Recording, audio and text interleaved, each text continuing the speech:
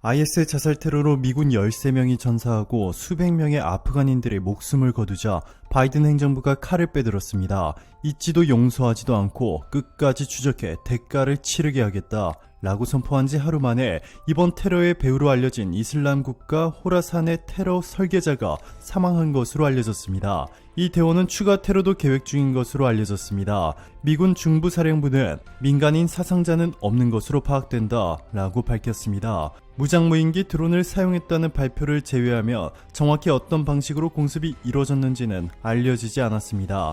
다만 민간인 피해가 전혀 없다는 점과 지인 한 명과 함께 차량에 탑승한 표적 1인만 살해했다는 군 관계자의 발언이 주목을 받고 있습니다. 그간 살해에 비춰봤을 때 닌자 미사일이란 별칭이 붙은 변형 헬파이어 미사일 AGM-114R9X가 활용됐을 것으로 추정되고 있습니다. 보통 R9X로 불리는 이 미사일은 표적을 화약으로 폭파하는 대신 하늘에서 칼을 내리꽂아 대상을 살해하는 무기라고 말할 수 있습니다. 첨단 추적 장치 덕에 운행 중인 차 운전사는 다치지 않게 하면서 뒷좌석 탑승자는 살해할 수 있습니다. 미국 MBC 방송은 이번 미국의 공습으로 살해된 ISK 대원은 조력자와 함께 자동차에 타고 있었다고 군 관계자를 인용해 보도했습니다. 국방부는 사망자는 표적으로 삼은 대원 한 명밖에 없었으며 민간인 피해는 전혀 없는 것으로 파악됐다고 밝혔습니다. R9X는 버락 오바마 행정부 때 개발됐습니다. 미국이 알카에다 수계 오사마 빈 라덴 제거 작전을 벌이려고 할 때 R9X와 비슷한 미사일이 작전 수단 후보 중에 있었던 것으로 전해지고 있습니다. R9X 개발 이유는 대테러전 공습 시 민간인 사상자를 줄이기 위해서였습니다.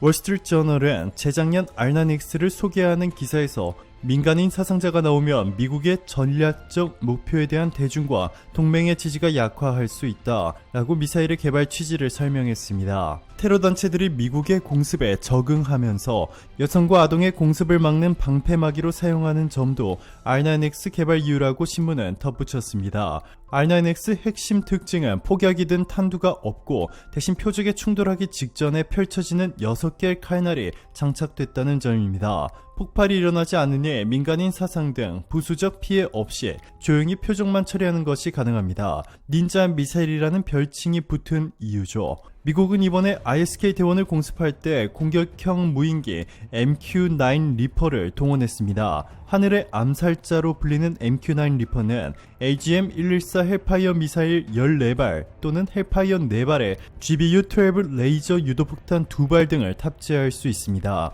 최고 속도는 시속 482km이며 항속거리는 5,926km에 달합니다. 완전 무장한 상태에서도 14시간을 채공할 수 있죠. 이런 재원의 MQ-9에 R9X 미사일을 달며 어마어마한 암살 무기가 됩니다. 미국으로선 위치만 파악하면 세상 누구라도 조용히 살해할 수 있는 셈입니다. 민간인에게 피해를 주지 않고 테러단체 수계 등 표적만 제거할 수 있다는 점에서 MQ-9과 R9X를 사용한 암살이 비교적 인도적이라고 볼 수도 있습니다. 다만 인권단체에서는 국익을 위한 암살이 쉬워지는 점에 우려도 제기하고 있습니다. 국제인권단체 휴먼 라이츠 워치의 레타 테일러 부국장은 R9X와 같은 무기는 절대 안전해 보이나 제대로 사용되려면 정보가 뒷받침이 돼야 한다 라고 평가했습니다. 테일러 부국장은 미국이 특정인을 살해하길 원한다고 그것이 합법적이라고 할 수는 없다 라고 표적 공습에 원론적으로 인권 침해나 국제법 위반 소지가 있다는 점을 강조했습니다. 이렇게 아프간 상황이 심각해지고 있음에도 대부분의 국가들은 자국의 아프간 난민들의 입국하는 것에 대놓고 거부하고 있습니다. 레제프 타이프 에르도안 터키 대통령은 아프간 난민 창고가 되지 않겠다 라며 강경한 대처를 천명했고 아프간과 국경을 마주보고 있는 파키스탄조차 국경을 완전히 봉쇄하겠다고 밝혔습니다.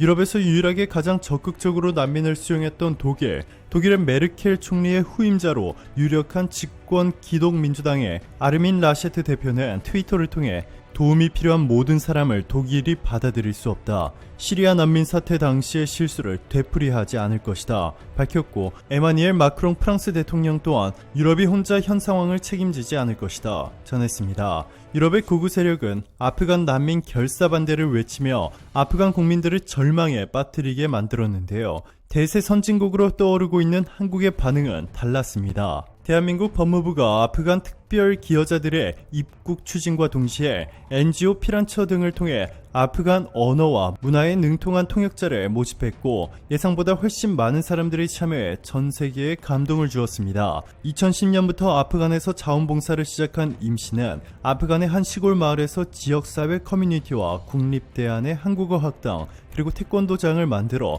어린아이들을 교육시켰던 경력이 있는데요.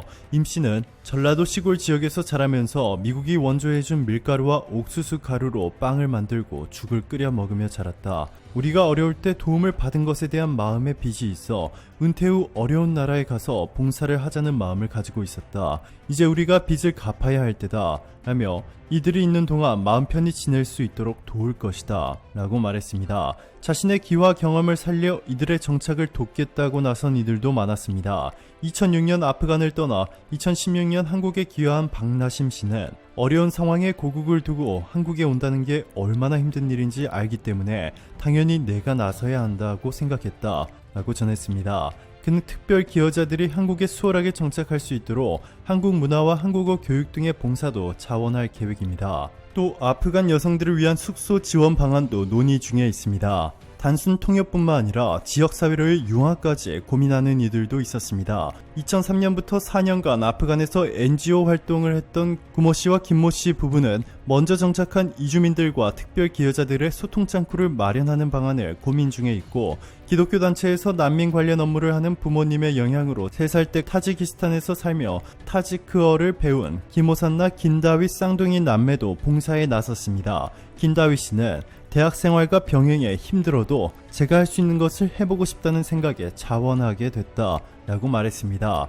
이뿐만이 아닙니다. 법무부는 한국의 충북 진천에서 격리 중인 아프간 특별 기여자들을 위해 생계비와 의료비, 주거지원비를 지원하기로 했고 영유아가 많은 점을 고려해 격리가 끝난 뒤에는 기숙사 내 보육시설도 운영할 것이라 밝혔습니다. 한국이 준비한 식단도 아프간인들을 감동시켰는데요. 아프간 현지인들의 종교를 충분히 고려해 마련한 것으로 알려졌습니다. 해외 언론들도 한국을 극찬하고 있습니다. 뉴스18은 미라클이라는 작전명은 아프간 탈출이라는 절체절명의 위기 속 현지 조력자들의 희망을 들어줘야 한다는 한국의 사명감과 특수임무단의 작전 성공을 기원하는 의미가 담겨져 있다. 한국을 도운 아프간 사람들에게 도움과 안전을 제공하는 한국의 강한 책임감이라며 한국을 극찬했고 영국 BBC의 서울 주재 특파원은 자신의 SNS에 한국의 아프간 난민이 아닌 특별 기여자로 입국하게 됐다. 생계비나 정착 지원금과 같은 높은 수준의 지원을 약속한 한국이 존경스럽다 전했습니다. 이 소식을 접한 전 세계인들은 전 인류가 한국에 박수를 보낸다. 한국에 고맙다. 한국에서 존경과 품위까지 느껴진다 등의 뜨거운 반응을 보였습니다. 자, 그런데 이보다 더 놀라운 소식도 전해졌습니다. 원래 한국에 입국할 정확한 아프간인 수는 378명으로 알려졌었는데요. 실제로 한국에 들어온 숫자는 377명, 한 명이 줄어들었습니다. 최근 프랑스 파리로 도착한 아프간인 중 무려 5명이 탈레반 전사인 것으로 알려지면서 프랑스 국민들이 발칵 뒤집힌 사건이 있었는데요. 매일매일 폭탄 테러로 두려움에 휩싸이고 탈레반이 아프간을 장악해 길목 곳곳을 막아버린 긴급한 현 상황에서 아프간을 빠져나가려는 한 명 한 명 신원 확인을 하기란 불가능에 가까워 보입니다. 그런데 한국은 해냈습니다. 한국과 인연이 있는 아프간인들을 특별 기여자 신분으로 한국에 모셔오는 대신 대한민국 국민들의 안전과 보안을 철저히 하겠다는 정부의 약속이 지켜졌습니다. 놀랍게도 앞서 발표된 한국 입국자 리스트 378명 중 1명을 걸러내는데 성공했습니다. 한국 정부는 아프간 카불 공항 현지에서 1차로 신원을 확인했는데 이 한 명은 카불을 빠져나온 뒤 파키스탄 이슬라마바드에서 신원 확인을 하는 과정에서 이송 대상 명단에 없는 인사로 드러나 정부가 현지에서 미군에 넘겼습니다. 혼란한 틈을 타 몰래 바꿔치기가 된 것인지는 밝혀지지 않았지만 꼼꼼했던 한국이 파키스탄에서 2차 신원 확인을 시행한 덕분에 걸러낼 수 있었죠. 27일 법무부와 외교부에 따르면 전날 입국한 아프간 특별 기여자와 그 가족 수는 모두 377명입니다. 당초 외교부는 공군 수송기에 탑승한 아프간인 수를 378명으로 발표했으나 최종적으로 국내에 들어와 입국 신사를 받은 이들은 이보다 한 명이 적은 것입니다. 외교부 당국자는 중간 기착지 이슬람아바드에서 한국 출발 전 이송 대상자 신원을 정밀하게 재점검한 결과 당초 명단에 없던 한 명이 포함된 것을 확인했다면서 군 수송기를 이용해 그를 카불로 환송, 신원 확인을 담당하는 현지 미군에 신병을 인계했다라고 밝혔습니다. 전문가들은 신원 미상의 한 명이 탈레반이 심어놓은 척결자일 가능성이 높다고 말하고 있습니다. 탈레반이 자신들을 따르지 않고 해외로 도피한 대표적인 사례가 바로 한국인데, 전 세계가 극찬하고 있는 한국의 미라클 작전은 탈레반의 감시를 모조리 따돌리고 수백 명에 달하는 아프간인들을 무사하게 한국으로 이송하는 데 성공한 케이스이기 때문에 이들이 한국에서 잘 먹고 잘 살고 있다는 것이 전 세계 언론, 아직 카불 공항에서 빠져나오지 못한 아프간 국민들의 귀에까지 들어가게 된다면 아무도 아프가니스탄에 남아있지 않으려 할 것이고, 그렇게 되면 국가 파산은 순식간에 일어날 수 있습니다. 이를 두려워한 탈레반이 한국에 척결자를 심어놓고 이 척결자가 한국에 도착하고 격리가 끝나면 한국으로 간 아프간인들을 처단해 본보기를 보여주려고 했을 가능성이 상당히 높았습니다. 그런데 한국의 미라클 작전이 의심스러운 이들을 모두 걸러내는 데까지 성공하면서 탈레반의 계획은 수포로 돌아갔습니다. 오늘도 감사합니다. 최고로 멋진 하루 보내시길 바랄게요.